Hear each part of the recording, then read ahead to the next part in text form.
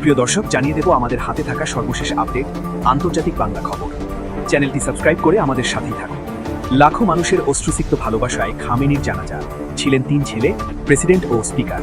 ইরানের রাজধানী তেহরানে দেশটির প্রয়াত সর্বোচ্চ নেতা আয়াতুল্লাহ আলী খামেনির জানাজা অনুষ্ঠিত হয়েছে আজ রোববার সকালে, স্থানীয় সময় 8টা ও বাংলাদেশ সময় 10:30টায়। লাখো মানুষ এই জানাজায় অংশ নেন। ছিলেন ইরানের প্রেসিডেন্ট, স্পিকার সহ সরকারের শীর্ষস্থানীয় কর্মকর্তারা। ইরানের সংবাদ সংস্থা IRNA জানায়, দেশটির অন্যতম জ্যেষ্ঠ ধর্মীয় ব্যক্তিত্ব আয়াতুল্লাহ জাফর সুবহানি প্রয়াত সর্বোচ্চ নেতা ও তার পরিবারের 4 সদস্যের জানাজায় ইমামতি করেছেন। জানাজায় ইরানের প্রেসিডেন্ট মাসুদ পেজেশকিয়ান, পার্লামেন্টের স্পিকার মোহাম্মদ বাগের গালিভাভ এবং বিচার বিভাগের প্রধান গোলাম হোসেইন মোহসেনি ইজেই উপস্থিত ছিলেন। আরও উপস্থিত ছিলেন খামেনির 3 ছেলে মাসুদ, মিসাম ও মুস্তাফা। তবে অসুস্থতা ও নিরাপত্তাজনিত কারণে বর্তমান সর্বোচ্চ নেতা মুজতাবা আলী খামেনি জানাজায় অংশ নিতে পারেননি। এছাড়া জানাজায় অংশ নেন ইরানের অভিজাত ইরানের ইসলামী বিপ্লবী গার্ড বাহিনীর কমান্ডার ইসমাইল কানি।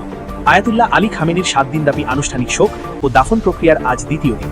তেহরানে আজ এ নেতার প্রতি শেষ শ্রদ্ধা জানাতে মানুষের ঢল নামে। অশ্রুসিক্ত নয়নে তারা নেতার জানাজায় অংশ নেন। জানাজা উপলক্ষে আজ পুরো ইরানে সরকারি ছুটি ঘোষণা করা হয়েছে। সন্ধ্যায় প্রয়াত নেতার মরদেহ তেহরানের গ্র্যান্ড মুসাল্লা থেকে স্থানান্তরিত করা হবে। আগামীকাল সোমবার রাজধানী জুড়ে শোক মিছিল হবে। শোক মিছিল শেষে আগামী মঙ্গলবার আয়াতুল্লাহ আলী খামেনির কফিন নিয়ে যাওয়া হবে কোম নগরীতে। এরপর বুধবার কফিন নেওয়া হবে প্রতিবেশী দেশ ইরাকের নাজাফ আন্তর্জাতিক বিমানবন্দরে। সেখান থেকে শোকযাত্রা হবে নাজাফ ও কারবালা শহরে। সেখানেও শোকাহত মানুষ তার প্রতি শেষ শ্রদ্ধা জানাবেন। অনুষ্ঠিত হবে জানাজা। এরপর আয়াতুল্লাহ আলী খামেনির মরদেহ তার জন্মস্থান ইরানের উত্তর পূর্বাঞ্চলীয় শহর মাশহাদে ফিরিয়ে আনা হবে। সেখানেই তাকে দাফন করার কথা রয়েছে। গত 28 ফেব্রুয়ারি ইরান যুদ্ধের প্রথম দিন যুক্তরাষ্ট্র ইসরায়েলের হামলায় 86 বছর বয়সী আয়াতুল্লাহ আলী খামেনি পরিবারের কয়েকজন সদস্য সহ নিহত হন। গুরুতর আহত হন মুজতাবা খামেনি। 1989 সাল থেকে আয়াতুল্লাহ খামেনি ইরান শাসন করে আসছিলেন। খামেনি নিহত হওয়ার পর তার ছেলে মুজতাবা খামেনিকে ইরানের নতুন সর্বোচ্চ নেতা ঘোষণা করা হয়েছে। দায়িত্ব পাওয়ার পর থেকে এ পর্যন্ত তাকে প্রকাশ্যে দেখা যায়। এদিকে খামেনির জানাজায় 70টির বেশি দেশের প্রতিনিধি। হরমুজ প্রণালীতে বন্ধু রাষ্ট্রদের ছাড় দেবে ইরান।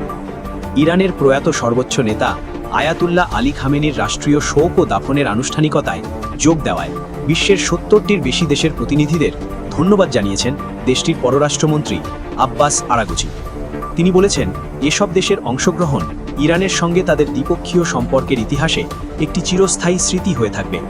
সামাজিক যোগাযোগ মাধ্যম এক্সে দেওয়া এক পোস্টে আরাগচি বলেন, আমাদের সর্বোচ্চ নেতা আয়াতুল্লাহ আলী খামেনির প্রতি সম্মান জানাতে 70টির বেশি দেশের প্রতিনিধি এসেছেন।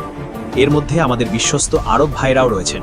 তাদের এই উপস্থিতি ইরানকে আনন্দিত করেছে। চীনে নিযুক্ত ইরানের রাষ্ট্রদূত আব্দুর রেজা রহমানি ফাজলি জানিয়েছেন, হরমুজ প্রণালী দিয়ে যাতায়াতকারী বাণিজ্যিক জাহাজগুলোর উপর নতুন করে সার্ভিস ফি আরোপ করতে যাচ্ছে তেহরান। তবে চলমান সংকটে যেসব দেশ ইরানের পাশে ছিল সেগুলোকে বিশেষ সুবিধা দেওয়া হবে। আরাগচি বলেন, এই ঐতিহাসিক স্মৃতি আমাদের পারস্পরিক সম্পর্কের পথচলায় আজীবন অম্লান থাকবে। খামেনির জানাজায় অংশ নিতে তেহরানে হাজার হাজার মানুষ সমবেত হচ্ছেন। এদিকে চীনে নিযুক্ত ইরানের রাষ্ট্রদূত আব্দুর রেজা রহমানি ফাজলি জানিয়েছেন, হরমুজ প্রণালী দিয়ে যাতায়াতকারী বাণিজ্যিক জাহাজগুলোর উপর নতুন করে সার্ভিস ফি আরোপ করতে যাচ্ছে তেহরান। তবে চলমান সংকটে যেসব দেশ ইরানের পাশে ছিল সেগুলোকে বিশেষ সুবিধা দেওয়া হবে।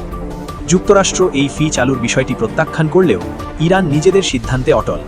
সম্প্রতি যুক্তরাষ্ট্র ইরান যুদ্ধ বন্ধ লক্ষ্যে 2 দেশের মধ্যে হওয়া প্রাথমিক চুক্তিতে উল্লেখ আছে, প্রথম 60 দিন বাণিজ্যিক জাহাজগুলো কোনো ফি ছাড়াই এই প্রণালী পার হতে পারবে। তবে ওই নির্দিষ্ট সময়ের পর কী নিয়ম কার্যকর হবে তা নিয়ে এখনও ধোঁয়াশা রয়েছে। কঠিন সময়ে যেসব দেশ আমাদের বন্ধু হিসাবে পাশে দাঁড়িয়েছিল, নতুন এই ফি আদায়ের ক্ষেত্রে আমরা অবশ্যই তাদের জন্য বিশেষ ছাড়ের বিষয়টি বিবেচনা করব। এদিকে বেইজিংয়ে অনুষ্ঠিত ওয়ার্ল্ড পিস ফোরামে অংশ নিয়ে ইরানি রাষ্ট্রদূত বলেন, এই গুরুত্বপূর্ণ জলপথের জন্য নতুন ব্যবস্থাপনা তৈরিতে ওমানের সঙ্গে যৌথ অংশীদারিত্ব ও সহযোগিতার ভিত্তিতে কাজ করছে ইরান। ফাজলি বলেন, হরমুজ প্রণালীর একটি অংশ আমাদের জলসীমার মধ্যে পড়ে, তাই আমরা অবশ্যই সেখানে সার্ভিস ফি ধার্য করব। তবে তিনি স্পষ্ট করে বলেন, এটি কোনো টোল বা জোর করা কর নয়।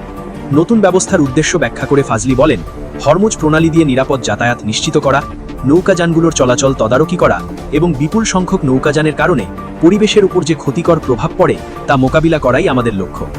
বিপদের বন্ধুদের আশ্বস্ত করে রাষ্ট্রদূত আরও বলেন, কঠিন সময়ে যেসব দেশ আমাদের বন্ধু হিসাবে পাশে দাঁড়িয়েছিল, নতুন এই ফি আদায়ের ক্ষেত্রে আমরা অবশ্যই তাদের জন্য বিশেষ ছাড়ের বিষয়টি বিবেচনা করব। সবশেষ জানিয়ে দেব, যুক্তরাষ্ট্রের স্বপ্ন ফিরে এসেছে, স্বাধীনতা দিবসের ভাষণে ট্রাম্প। যুক্তরাষ্ট্রের প্রেসিডেন্ট ডোনাল্ড ট্রাম্প কমিউনিজমের ব্যাপক সমালোচনা করে বলেছেন, কমিউনিজম ক্যান্সারের মতো। তিনি আরও বলেন, যুক্তরাষ্ট্রের স্বপ্ন ফিরে এসেছে।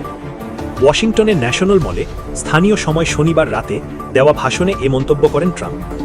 দেশের স্বাধীনতার 250 বছর পূর্তি উপলক্ষে মার্কিন প্রেসিডেন্ট এ ভাষণ দেন। কমিউনিজমকে যুক্তরাষ্ট্রের স্বাধীনতার জন্য হুমকি উল্লেখ করে ট্রাম্প বলেন, কমিউনিজম ব্যর্থ মতবাদ, এটা সব সময় ব্যর্থই থাকবে। এটা যুক্তরাষ্ট্রের ব্যবস্থার সম্পূর্ণ বিপরীত। এ ব্যবস্থা কখনোই সফল হয়নি। মার্কিন প্রেসিডেন্ট বলেন, এ ধরনের হুমকি আমরা শুরুতেই থামাতে চাই। এটা ক্যান্সারের মতো, তাই শুরুতেই দ্রুত এটি কেটে ফেলতে হবে।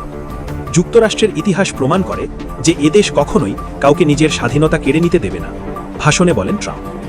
এরপর ট্রাম্প সংবিধানে উল্লেখ থাকা বেশ কিছু স্বাধীনতার কথা তার ভাষণে উল্লেখ করেন। তিনি বলেন, যুক্তরাষ্ট্র পৃথিবীর অন্য অনেক দেশের মতো নয়। এ দেশে আমাদের বাক স্বাধীনতা, ধর্মীয় স্বাধীনতা এবং আইনের চোখে সমান বিচার পাওয়ার নিশ্চয়তা রয়েছে। গত শুক্রবার সাউথ ডাকোটার ঐতিহাসিক মাউন্ট রাশমোর স্মৃতিসৌধে দেওয়া ভাষণেও কমিউনিজমের হুমকি প্রসঙ্গ টেনেছিলেন ট্রাম্প। স্পষ্ট করে বলেছিলেন, যুক্তরাষ্ট্র কমিউনিস্টদের হুমকির মধ্যে রয়েছে। এরপর ওয়াশিংটনে দেওয়া ভাষণে একই বিষয় নিয়ে তোপ দাগলেন ট্রাম্প। যদিও মার্কিন প্রেসিডেন্ট তার দুই ভাষণের কোনোটিতেই সরাসরি নির্দিষ্ট কোনো রাজনৈতিক ব্যক্তিত্বের নাম উল্লেখ করেননি, তবে তিনি গত মাসে নিউ ইয়র্কের প্রাথমিক ভোটে জয় করা বেশ কিছু ডেমোক্র্যাট সমাজতন্ত্রীকে নিশানা বানিয়েছেন বলে মনে করা হচ্ছে। উচ্ছ্বসিত সমর্থকদের সামনে ট্রাম্প ঘোষণা দেন, যুক্তরাষ্ট্রের স্বপ্ন ফিরে এসেছে। স্বাধীনতা দিবসের বর্ষপূর্তিতে ওয়াশিংটনে ট্রাম্পের এ ভাষণ নিয়ে অনিশ্চয়তা দেখা দিয়েছিল। বাদ সাথে চরম প্রতিকূল আবহাওয়া। প্রচণ্ড গরমের মধ্যে বজ্রঝড়ের আশঙ্কায় অনুষ্ঠানস্থল থেকে হাজারো মানুষকে তাৎক্ষণিকভাবে সরিয়ে নেওয়া হয়েছিল। উপস্থিত লোকজনকে সরে যাওয়ার নির্দেশে অনুষ্ঠানস্থলে বিশৃঙ্খলাও দেখা দিয়েছিল। কেউ কেউ সেখান থেকে বের হওয়ার পথের দিকে ছুটে যান, অনেকে অনুষ্ঠানস্থল ছাড়তে অস্বীকৃতি জানান, কেউ আবার ভিতরের দিকে যাওয়ার চেষ্টা করেন। এমন পরিস্থিতিতে ট্রাম্প ঘোষণা দেন, যাই হোক, ওয়াশিংটনে আজ ভাষণ দেব।